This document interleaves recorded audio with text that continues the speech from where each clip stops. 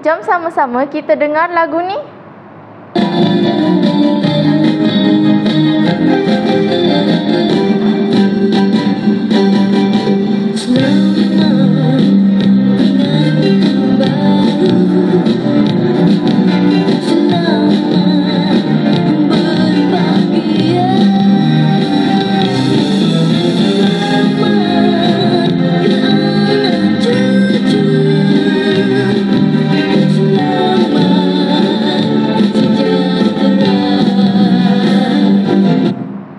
Saya pasti mesti anda semua pernah mendengar lagu ini.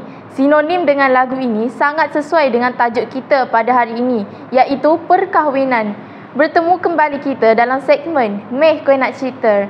Tuan-tuan dan puan-puan, ketahuilah perkahwinan ialah akad yang menghalalkan antara lelaki dan perempuan untuk hidup bersama. Maka, untuk mengupas lebih lanjut berikutan perkara ini, izinkan saya untuk menjelaskan 5 rukun perkahwinan kepada anda. Bismillahirrahmanirrahim. Assalamualaikum, salam pembuka bicara. Saya titipkan kepada anda.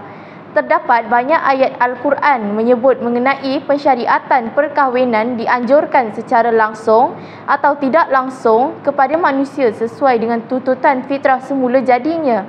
Sebagaimana firman Allah Subhanahu wa taala dalam surah An-Nisa ayat 3 yang bermaksud, dan jika kamu takut tidak akan dapat berlaku adil terhadap hak-hak perempuan yatim bila mana kamu mengawininya, maka kawinilah wanita-wanita lain yang kamu senangi, 2, 3 atau 4. Tetapi jika kamu takut tidak dapat berlaku adil, maka seorang sajalah atau hamba sahaya yang kamu miliki.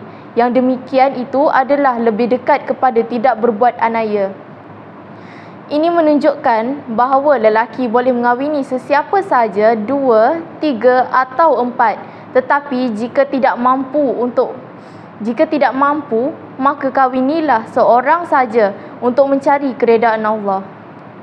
Pokok pulai tidak berduri, dibuat bumbung luas melebar, 2 mempelai berseri-seri, 2 jantung berdebar-debar.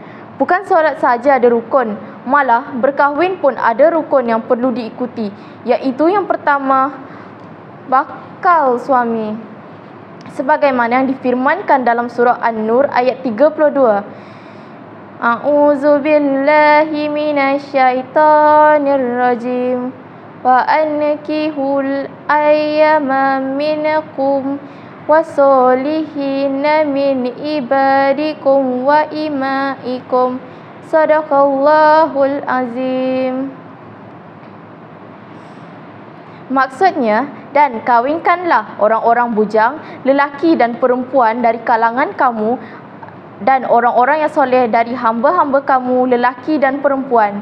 Dalam konteks ini menjelaskan bahawa seorang lelaki itu boleh dijadikan calon suami sekiranya dia beragama Islam, bukan mahram, atau lelaki yang bukan mempunyai 4 orang isteri yang sah dalam satu masa. Rukun kedua pula ialah bakal isteri. Sebagaimana hadis yang bermaksud, wanita dinikahi kerana 4 perkara, kerana hartanya, keturunannya, kecantikannya dan agamanya. Maka pilihlah wanita yang taat beragama, nescaya engkau akan beruntung. Lelaki berhak mencari pasangan yang sekufu dengannya, sama ada dari segi harta, keturunan, kecantikan mahupun agama. Tetapi yang paling utama dari segi agama, supaya kehidupan selepas perkahwinan dapat dilalui dengan penuh keimanan. Seterusnya, wali, iaitu rukun yang ketiga. Dari Abi Musa radhiyallahu anhu, Rasulullah sallallahu alaihi wasallam bersabda, tidak ada nikah melainkan dengan adanya wali.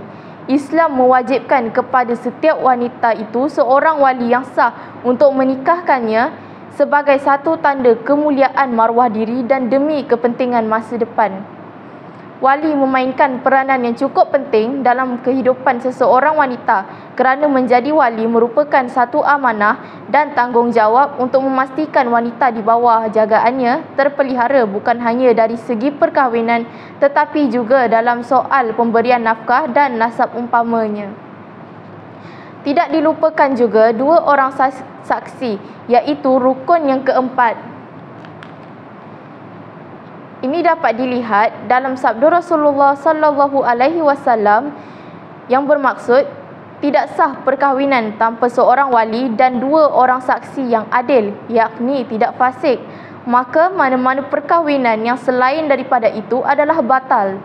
Peranan saksi juga amat penting dalam sesebuah pernikahan yang bakal dilangsungkan. Ini kerana saksi merupakan mereka yang bertanggungjawab menjamin kesahihan sesuatu ijab dan qabul selain daripada berperanan untuk memberikan penjelasan sekiranya pertelingkahan berlaku dalam sesebuah rumah tangga di kemudian hari. Last but not least ialah lafaz akad nikah, iaitu ijab dan qabul, merupakan rukun yang kelima. Lafaz ijab perlu diucapkan oleh wali atau wakil wali dan disahut dengan lafaz qabul oleh bakal suami atau wakilnya. Seperti dia berkata, aku kahwinkan engkau atau aku nikahkan engkau, dan dibalas dengan aku terima nikahnya. Sebagaimana yang biasa kita dengar dalam majlis-majlis perkahwinan, aku nikahkan engkau dengan si fulan binti si fulan dengan mas kahwinnya RM300 tunai. Aku terima nikahnya si fulan binti si fulan dengan mas kahwinnya RM300 tunai. Demikianlah penjelasan ringkas tentang rukun nikah seperti yang digariskan dalam Islam. Sesungguhnya perkahwinan merupakan satu tuntutan yang perlu menjadi idaman kita dan bukan menjadi kebencian kita. Kesimpulannya, saya menegaskan di sini 5 rukun yang perlu kita ketahui, iaitu siswa, S untuk suami, I untuk isteri, S untuk saksi, W untuk wali dan A untuk akad. Sekian saya Cik Beauty Wawa, hidup untuk berdakwah.